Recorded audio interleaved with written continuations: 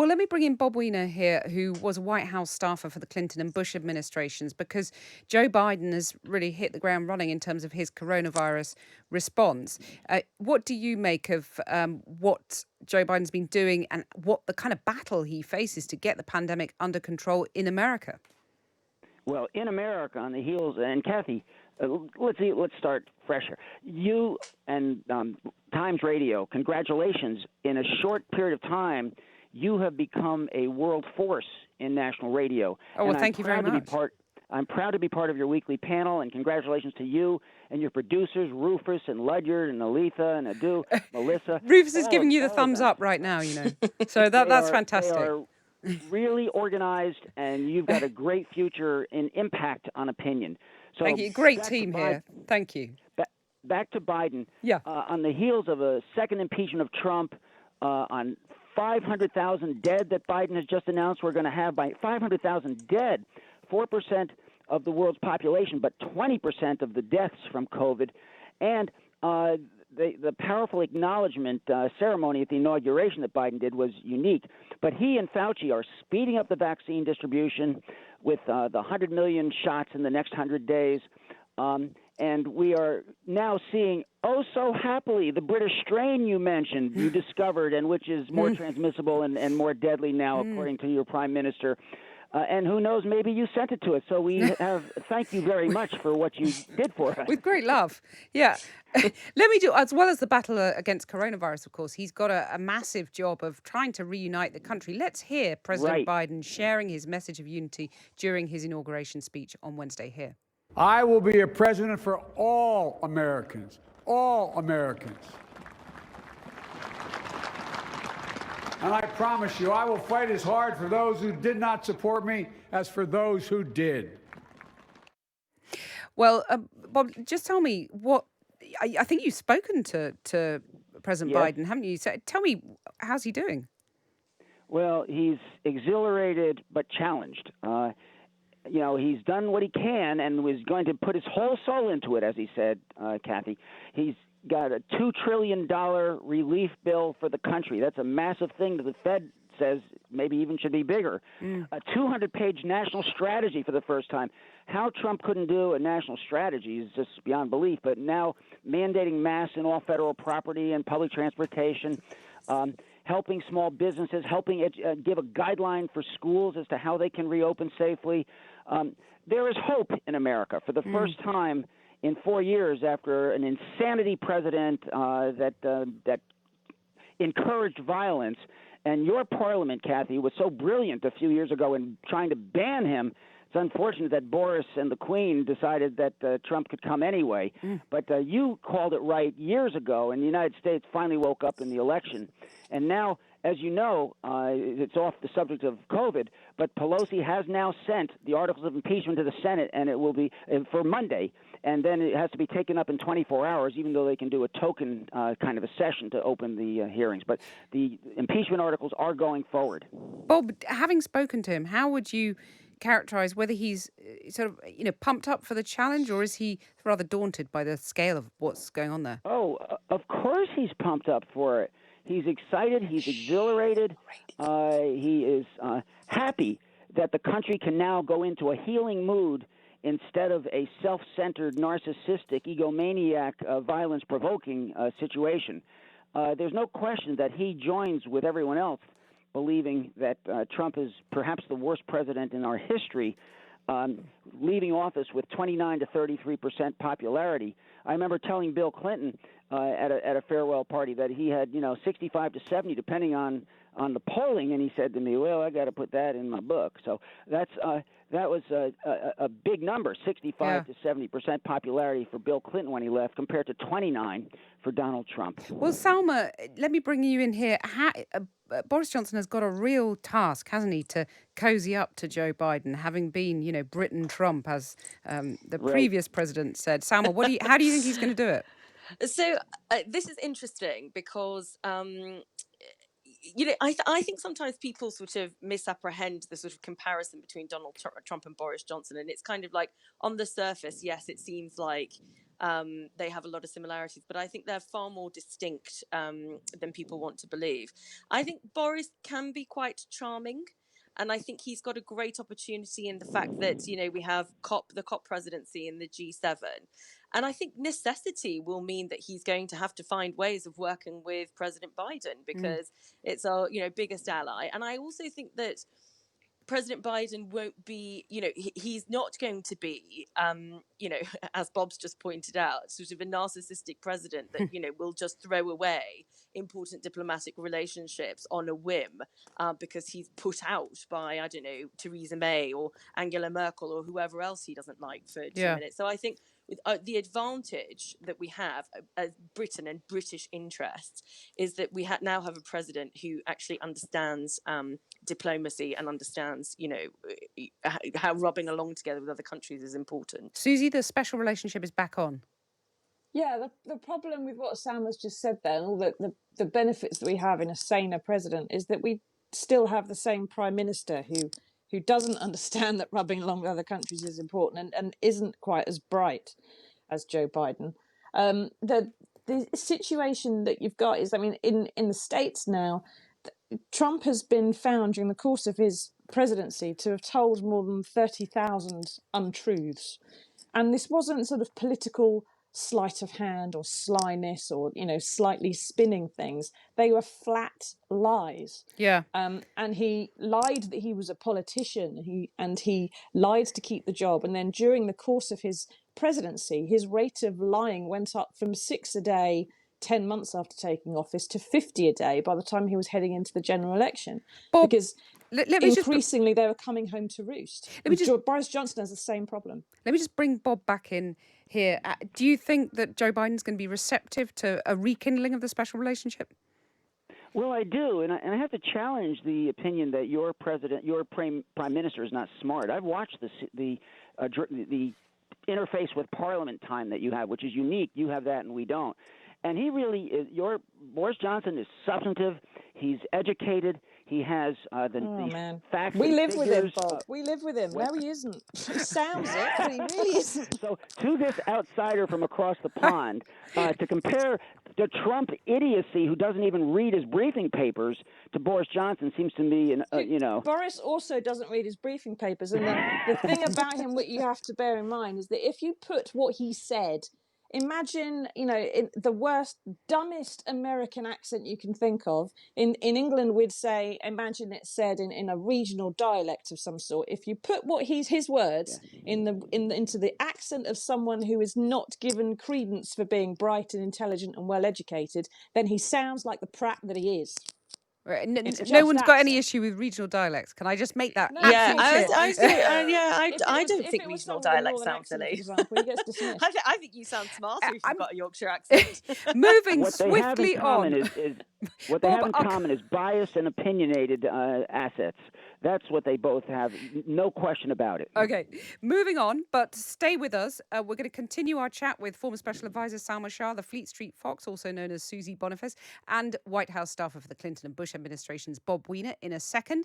And we'll get more reaction on that press conference where the Prime Minister suggested the new variant may, I'm afraid, be more deadly than we thought. It is now 10 to 6. This is Cathy Newman on Drive. Phil Williams, Monday to Thursday nights from 7 on Times Radio with Football Index. Join me, Phil Williams, for an essential digest of the day's big stories. In-depth interviews with people from the worlds of culture, music and entertainment. Plus, don't miss our nightly Ones to Watch, where we round up all the latest football news. Phil Williams, Monday to Thursday nights from 7 on Times Radio with Football Index. Bet on the future success of the world's top football players. 18 plus, begambleaware.org. Across the UK, on DAB digital radio, on the free Times Radio app, and via your smart speaker. Drive on Times Radio with Cathy Newman. We're talking about the week that has just gone by, and I can't leave without mentioning the Scottish postman whose sea shanties went viral, and he's landed a record deal after prompting a flurry of TikTok memes, not least from my Channel 4 News colleagues Jon Snow and Kieran Jenkins. Here is Nathan Evans, the postie in question, performing Wellerman. Put to sea, the name of the ship was a billy of tea. The winds blew up her bow, dipped down below, my billy boys blow. Soon may the wellerman come to bring us sugar and tea and rum. One day when the tonguing is done, we'll take our leave and go. Salma, were you singing along? No, I wasn't. I honestly, Cathy, I do not get this sea shanty thing. I don't get it, and I can't repeat the words because I might say something else instead. It's just. This is basically the really dark side of lockdown, right? Which is we all think that things on TikTok are really exciting. Oh, it sounded I lovely though. I Susie, can't are you imagine more myself listening to this. are you more of a fan, Susie? No, I agree entirely with Sam on this. It's great that a postman has managed to get himself a record deal, and good luck to him. I hope as many people buy it as are happy to share it for free on TikTok, but I'd be amazed. Bob, has it made it over there to you? Well, it has, and it's kind of exciting. But we've got our story. Biden is the first non-Harvard Yale kind of president from a state school. Kamala Harris is Howard University, and we had a 22-year-old poet who excited the world. Oh, of from nowhere course. because Jill Biden discovered her, and wow, was she amazing! Amanda at the inaugural. Gorman, she's incredible. That's right. I actually wish I'd clipped that up. Now you talk about it, but I don't think I can get Rufus on the job. I mean, he's pretty good, but no, we can't do that. Sorry, but I have played that to my kids. She was amazing, wasn't she? Amazing. Yeah. So those kinds of stories of rags to riches is always a wonderful one. Well, I think we've probably run out of time to discuss the week, but you've all been absolutely brilliant. Thank you very much for joining us. Bob Weiner, former White House staffer, Salma Shah, former advisor to Sajid Javid, and the Fleet Street Fox, Susie Boniface. Thank you very much for taking us through your week. I've finished slightly early because I do actually want to go to Tom Whipple, the Times' science editor, to just pick through some of the things that we've heard at the press conference. In particular, the Prime Minister said that the new Kent variant of COVID could be more deadly than the original, as well as spreading more quickly. But there are lots of caveats and complications. So I want to turn now to Tom Whipple, the Times' science editor, who's on the line. Tom, good evening. Good evening. Hello. Now, I know you've been listening avidly to everything in the press conference. So tell us how worried we need to be. Well, it's not the best news going into the weekend. It's not.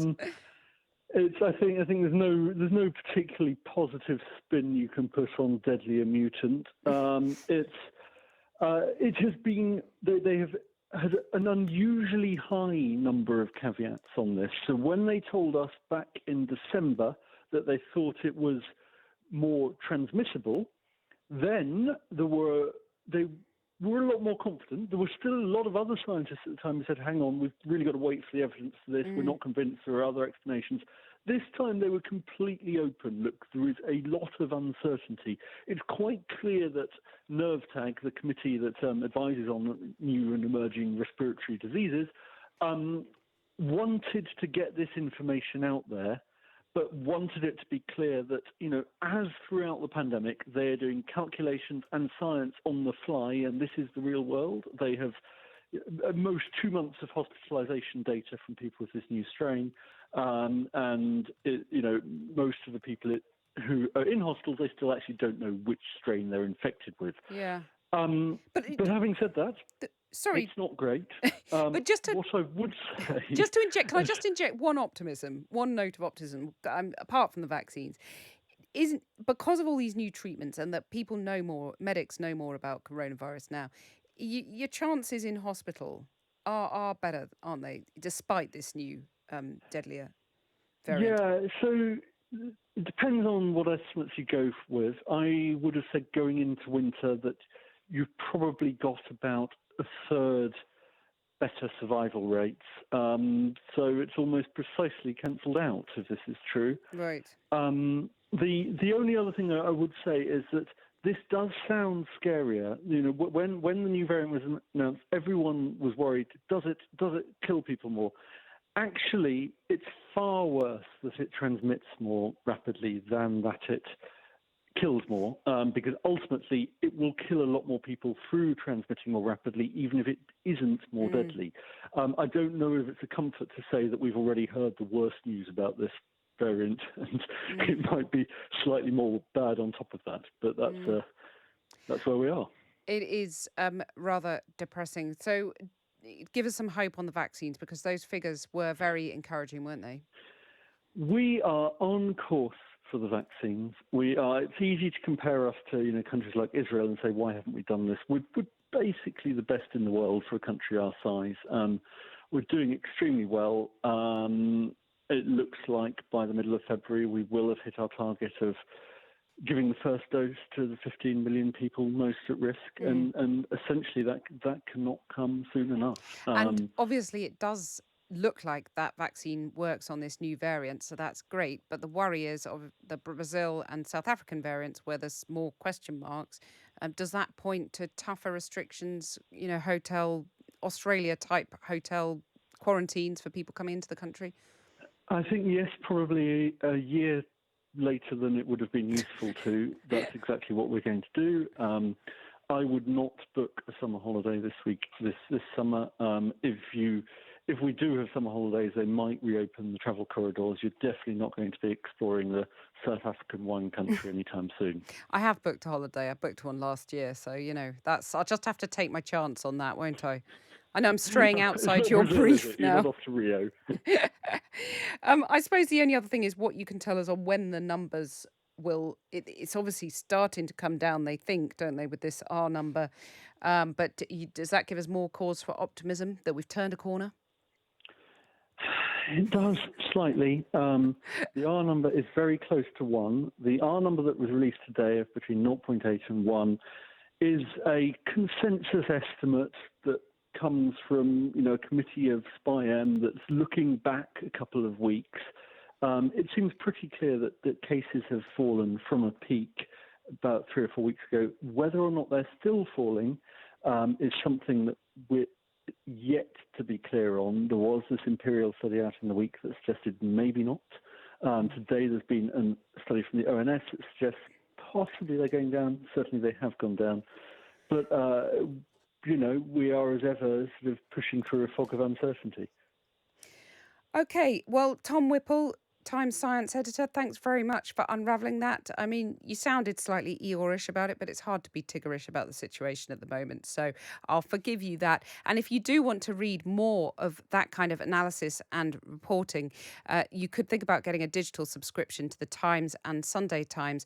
At the moment, the first month is free, so you can try the website in full, plus the smartphone and tablet apps. Other subscriber benefits include a range of email newsletters, competitions and events, and the first in a series of Times Talks on Monday featuring Camilla Long and Hugo Rifkind talking about their favourite lockdown TV. You can get your first month free by going to the Times website, signing up now.